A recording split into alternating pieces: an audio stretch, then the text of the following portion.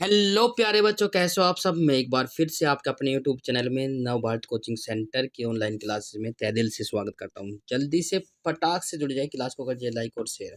तो आशा करता हूं कि आप सभी अच्छे और स्वस्थ होंगे, परिवार में भी एकदम मस्त होंगे। तो जल्दी से आ जाइए, फटाक से क्लास स्टार्ट हो चुकी है भाई। वन लाइनर क्लास है, इंपॉर्टेंट क्वेश्चन है, इंपॉर्टेंट वन लाइनर्स है जो आगामी परीक्षाओं के लिए महत्वपूर्ण और कई बार रिपीट भी हो चुके हैं। तो प्यार साथियों, सभी बच्चे आ जाइए, एक बार प्रकाश डाल लेते हैं कि आप पर आपने पढ़े हुए हैं या नहीं। वैसे मैक्सिमम मैं आपको बता दूं कि 99% स्टूडेंटों ने ये पढ़े हुए हैं, बट फिर भी कुछ परसेंट बच्चे जो है हमारे फ्रेशर है, उनके लिए भी आ चुका हूँ लेकर। तो जल्दी से आ जाइए एक बार। जय हिंद कमेंट बॉक्स में जरूर लिखें। शाबाश, बहुत बढ़िया। क्वेश्चन आपकी स्क्रीन पर आ चुका है। पृथ्वी से चंद्रमा का कितना भाग दिखा देख सकते हैं। यदि कोई व्यक्ति पृथ्वी पर, ऐसे समझाते हैं, यदि कोई पृथ्वी पर कोई व्यक्ति खड़ा हुआ है तो चंद्रमा का कितने परसेंट भाग देख सकता है वह। ठीक है, 100% भाग है चंद्रमा का, तो वह पृथ्वी पर खड़ा होकर कितने परसेंट भाग देख सकता है। कमेंट करिए भाई। शाबाश, बहुत बढ़िया, शाबाश। समय समाप्त, क्योंकि कम समय देंगे। बिल्कुल इसी के साथ मैं आपको बता दूं, 57% भाग देखा जा सकता है। कितने परसेंट? 57%। वेरी गुड, जो बच्चे 57 दे रहे हैं वो सही हो जाता है। अगला क्वेश्चन आपकी स्क्रीन पर आ चुका है साथियों। उत्तरी गोलार्ध में सबसे बड़ा दिन कौन सा होता है। देखो, दो गोलार्ध होते हैं, एक तो दक्षिणी और एक उत्तरी गोलार्ध। उत्तरी गोलार्ध में पूछा है, उत्तरी गोलार्ध में सबसे बड़ा दिन कौन सा होता है। कमेंट करिए। 5 सेकंड का ही समय दिया जाएगा, क्योंकि ज़्यादा बातें नहीं, नो बकवास, ओनली खास पर करते हैं काम। ठीक है ना।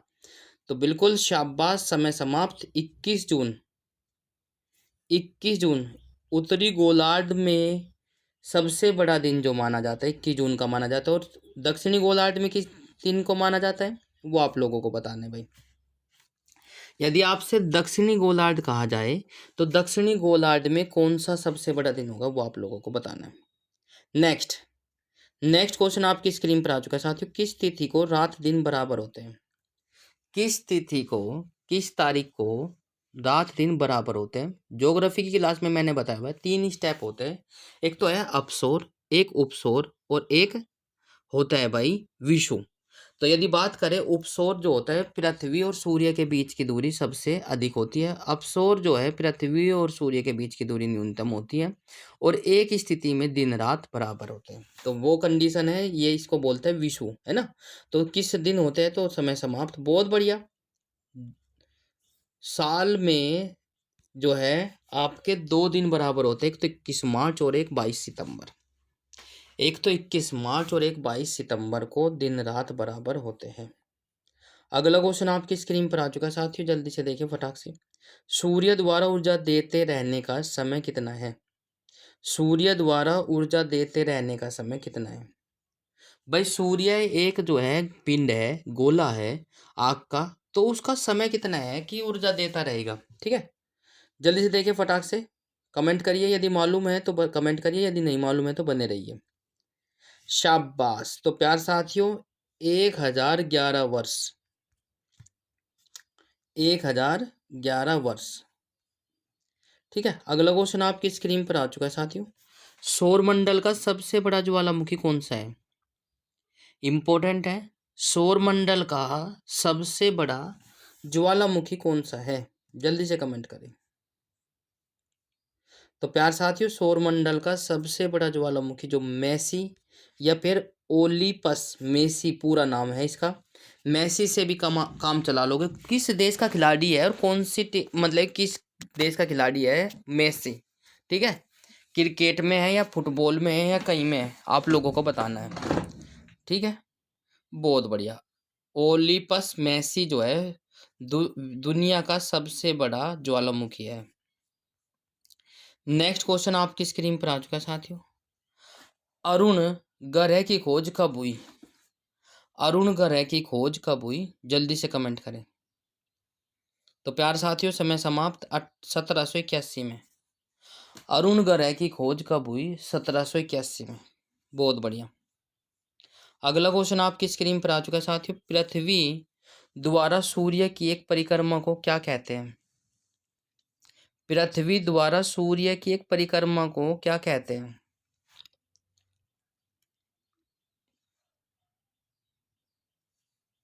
तो प्यार साथियों सौर वर्ष कहते हैं। क्या कहते हैं? सौर वर्ष कहते हैं। पृथ्वी द्वारा सूर्य के एक परिक्रमा को क्या कहते हैं? सौर वर्ष। ठीक है, बहुत बढ़िया। तो प्यार साथियों क्वेश्चन नंबर नेक्स्ट पर चलते हैं।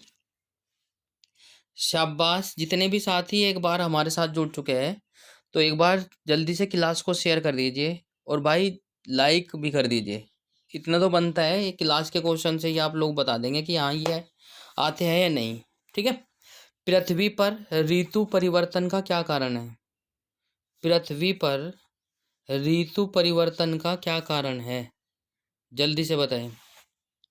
पृथ्वी पर ऋतु परिवर्तन का क्या कारण है? अक्ष पर झुकी होने का कारण।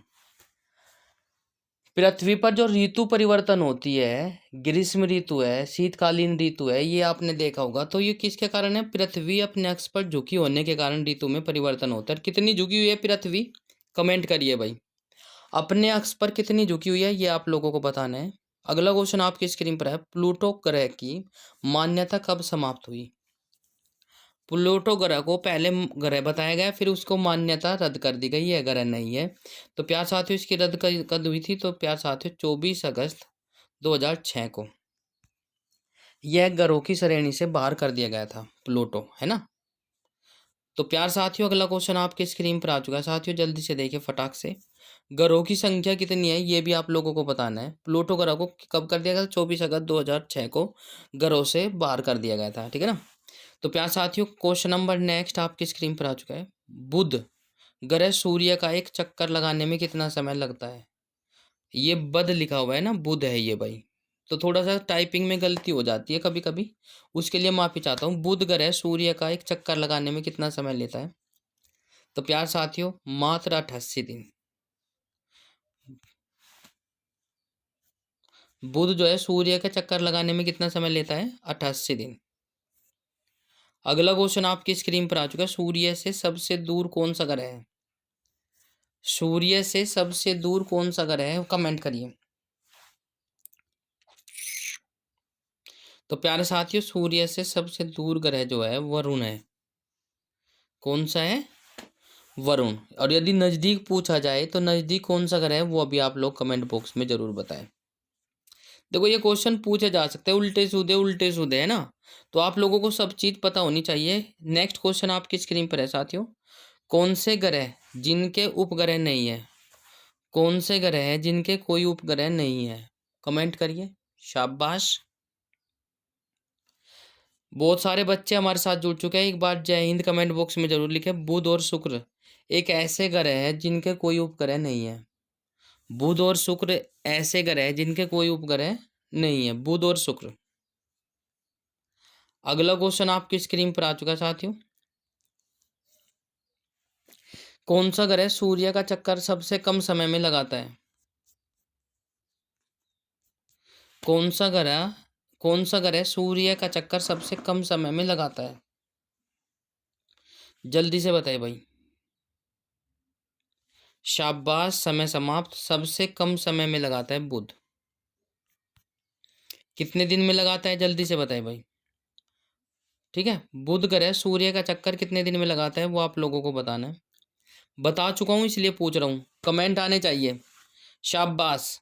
किस ग्रह को पृथ्वी की बहन कहा जाता है? मोस्ट इंपोर्टेंट है, कई बार पूछा गया है। किस ग्रह को पृथ्वी की बहन कहा जाता है? बहुत बढ़िया।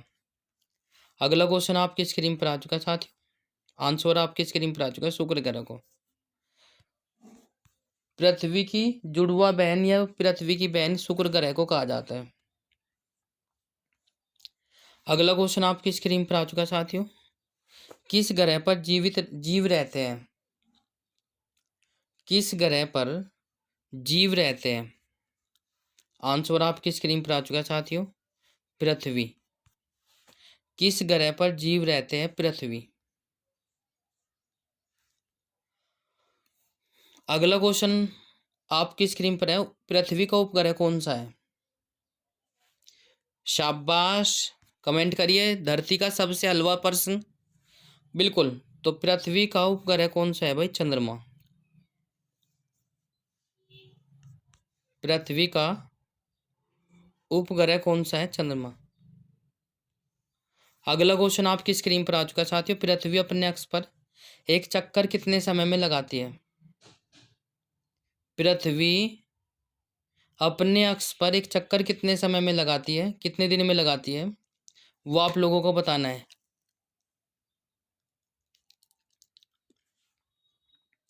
मालूम है आप सभी को, ये सब धरती के सबसे हल्के प्रश्न है भाई, बहुत ही हल्के, बहुत बढ़िया। कमेंट आने स्टार्ट हो चुके हैं, शाबाश। पृथ्वी अपने अक्ष पर एक चक्कर कितने समय में लगाती है?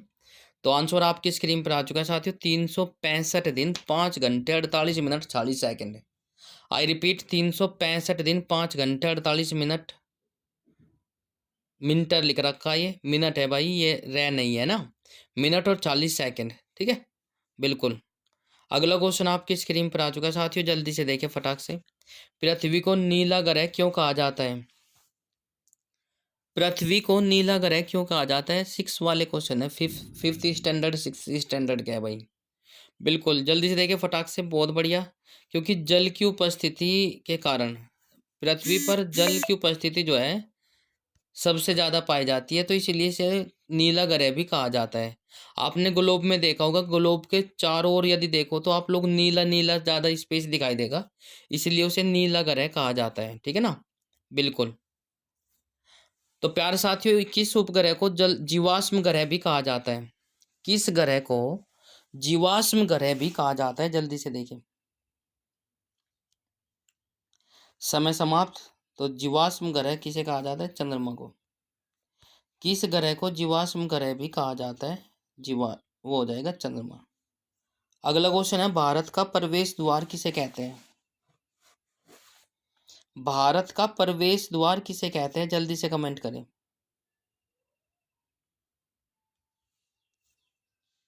बहुत बढ़िया, समय समाप्त। मुंबई को। भारत का प्रवेश द्वार जो किसे कहते हैं? मुंबई को कहते हैं, ठीक है भाई। अगला क्वेश्चन है, भारत का सिंह द्वार किसे कहा जाता है? भारत का सिंह द्वार किसे कहते हैं? कोलकाता को। भारत का सिंह द्वार किसे कहते हैं? कोलकाता को। बहुत बढ़िया। अगला क्वेश्चन है, भारत का बगीचा किसे कहते हैं? भारत का बगीचा किसे कहते हैं? कमेंट करिए, शाबाश, बहुत बढ़िया। भारत का बगीचा जो है बेंगलोर को कहते हैं। भारत का बगीचा किसे कहते हैं? बेंगलोर को। सीधे सीधे क्वेश्चन है, भारत का मैनचेस्टर किसे कहते हैं? इंपॉर्टेंट है, कई बार पूछा गया है। भारत का मैनचेस्टर किसे कहते हैं भाई? शाबाश, अहमदाबाद को। भारत का मैनचेस्टर किसे कहते हैं? अहमदाबाद को। माफी चाहता हूँ बच्चों। नेक्स्ट क्वेश्चन है, झीलों का नगर, मोस्ट इंपॉर्टेंट, झीलों का नगर किसे कहा जाता है? जल्दी से कमेंट करें। जितने भी साथी हमारे साथ जुड़े हैं, बिल्कुल समय समाप्त। इसी के साथ नेक्स्ट क्वेश्चन है आपकी स्क्रीन पर, श्रीनगर को।